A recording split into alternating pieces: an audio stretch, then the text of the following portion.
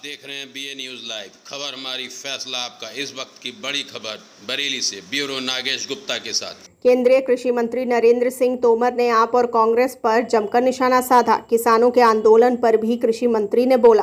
उन्होंने कहा कि देश में दुर्भाग्य ये हो गया है कि चोरी भी करो और सीनाजोरी भी करो। जांच को पॉलिटिकल करने की क्या जरूरत है? जांच से लोग क्यों बचना चाहते हैं? जांच पर लोग पर्दा क्यों डालना चाहते हैं? एजेंसियों पर दबाव क्यों बना रहे हैं?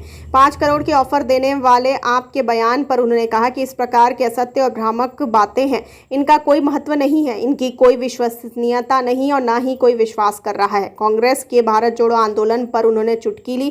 कांग्रेस अब अप्रासंगिक हो गई है, स्वयं की प्रासंगिकता बचाने के लिए इस तरह के कार्यक्रम कर रही है।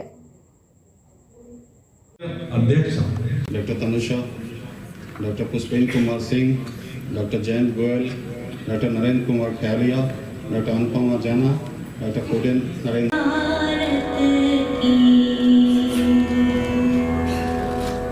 आदरणीय निदेशक एवं कुलपति से अनुरोध है कि वे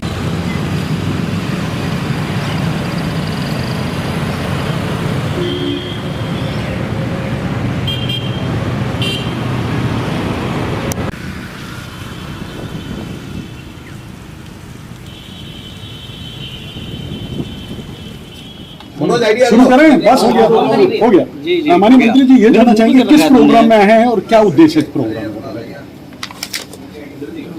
भारतीय पशु चिकित्सा संस्थान के दीक्षांत समारोह का अवसर है। पिछले 2 वर्षों में कोविड के कारण दीक्षांत समारोह नहीं हो पाया था, तो इस वर्ष सभी का दीक्षांत समारोह का अवसर है। मैं इस अवसर पर सभी विद्यार्थी भाई बहनों को अपनी ओर से बहुत बहुत शुभकामनाएं देता हूं। हम सभी जानते हैं कि देश की ग्रोथ में पशुपालन का काफ़ी महत्वपूर्ण योगदान है, और जब पशुपालन को बढ़ाना है तो पशु चिकित्सा के क्षेत्र को भी बढ़ाने की ज़रूरत है। और उस दृष्टि से इज्जतनगर का संस्थान अपने तमाम सारे संस्थानों के साथ और राज्य सरकारों के साथ मिलकर काम कर रहा है, और इसके अच्छे परिणाम सामने आ रहे हैं। मंत्री, किसान एक बार फिर से दिल्ली कूच करने लगे हैं, क्या कहें?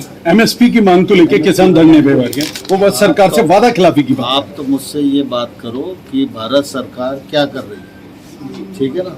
बाकी आंदोलन की बात करना है तो जो आंदोलन कर रहा है उनसे करो।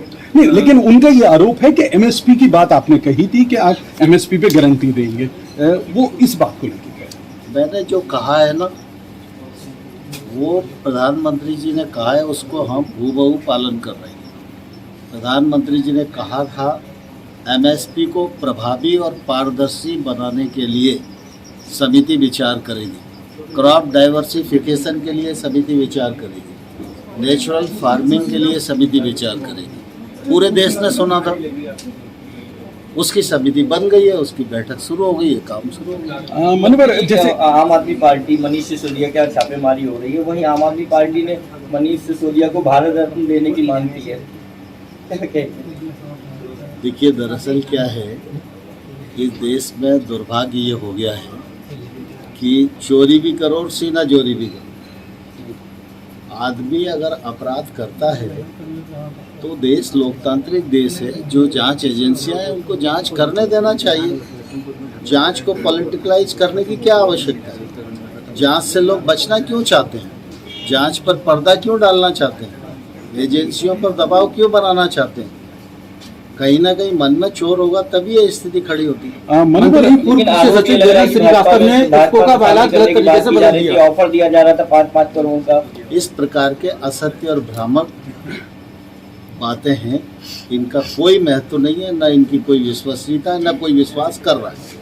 वो कह रहे हैं कि ईडी को दबाव में ले, ईडी के दबाव में कहा जा रहा है कि वो मनोज सिसोदिया बीजेपी में आ जाए तो माफ हो जाएगा, जैसे महाराष्ट्र में और बाकी जगहों पे हुआ। मैं बोल रहा हूँ ना कि ये असत्य और भ्रम फैलाने वाली खबरें हैं। अच्छा मंत्री जी, 5 साल में किसानों की आय दोगुनी नहीं हुई। किसान इस बात को लेकर बहुत परेशान है, कह रहा है कि 7 साल में तो 8 साल हो गए, किसानों की आय अभी तक तो दोगुनी। मेरे पास जो पत्रकार मित्र इस बात को जानना चाहते हैं कि किसानों की आमदनी दुगनी हुई है नहीं हुई है, वो मेरे पास आ सकते हैं।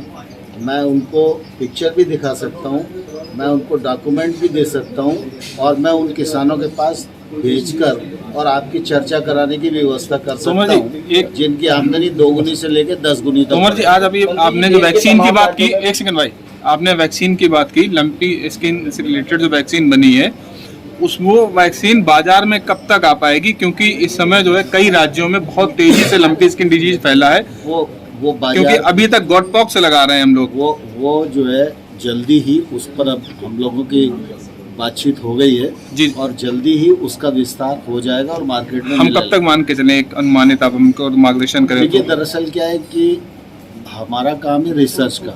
बिल्कुल, रिसर्च करने के बाद किसी एजेंसी को देते हैं, वो एजेंसी फिर बल्क में बना के मार्केट में बेचती है, तो ये एक प्रक्रिया है। मंत्री, आज से कांग्रेस भारत जोड़ो यात्रा लॉन्च करने जा रही है, क्या कहेंगे? लेकिन एक तरफ उनके जो नेता लगातार गुलाम नबी आजाद के बाद समितियों से देखिए, दरअसल क्या है, कांग्रेस का नेतृत्व अप्रासंगिक हो गया है, जो अपनी स्वयं की प्रासंगिकता बचाने के लिए इस प्रकार के आयोजन कर रहे हैं। मनोहर, एक सवाल ये उठता है कि आपके यहाँ जो मलिक साहब हैं, जो मिजोरम के राज्यपाल हैं, वो भी किसानों की दुर्दशा को लेकर सवाल उठा रहे हैं। इधर आपके सांसद हैं बगल में पीलीभीत से वरुण गांधी सवाल उठा रहे हैं।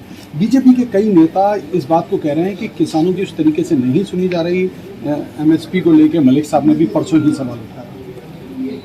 2014 से प्रधानमंत्री नरेंद्र मोदी जी के नेतृत्व में भारत सरकार किसानों के हितों के प्रति प्रतिबद्ध है, प्रतिबद्ध रहेगी। इन 8 वर्षों में किसान की घर में समृद्धि आई है, कृषि के क्षेत्र में सुधार हुआ है। 1 लाख करोड़ रुपए के इंफ्रास्ट्रक्चर फंड से लेकर 16 लाख करोड़ रुपया KCC के माध्यम से किसानों को पहुंचाना, MSP को 1.5 गुना करना, न्यूनतम समर्थन मूल्य पर खरीद को बढ़ाना, ये इस बात के परिचायक हैं कि मोदी सरकार किसानों की हितैषी सरकार है। क्या हरित क्रांति जैसा कुछ बड़ा कुछ करने जा रहे हैं? क्योंकि भाई मोदी सरकार के लिए हमेशा ये रहा है, लोगों की उम्मीदें रही कुछ बड़ा करेंगे, तो क्या दूसरी हरित क्रांति जैसा कुछ करेंगे जिससे देश की ग्रामीण अर्थव्यवस्था बदलेगी? देखिए, ग्रामीण अर्थव्यवस्था बदल रही है। मेरा कहना ये है, जहाँ बदल रही है वहाँ जाकर देखने की जरूरत है। देश में 10,000 FPO कहना क्यों पड़ रहा है? मतलब लोगों को दिख जाएगा अगर हो रहा दिख रहा है।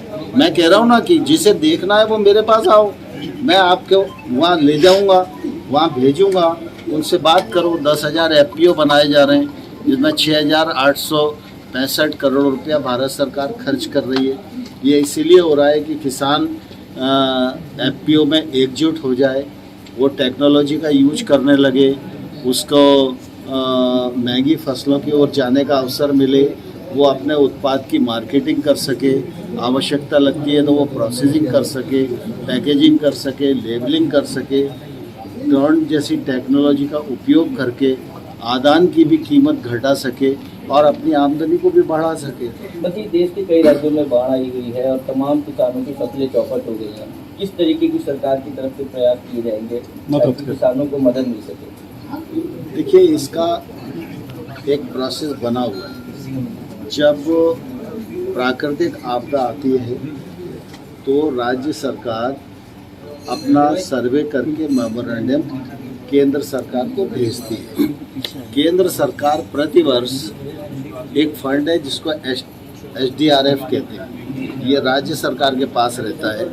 उस फंड में 75 पैसा केंद्र सरकार हर साल देती है, 25% राज्य सरकार भी लाती है।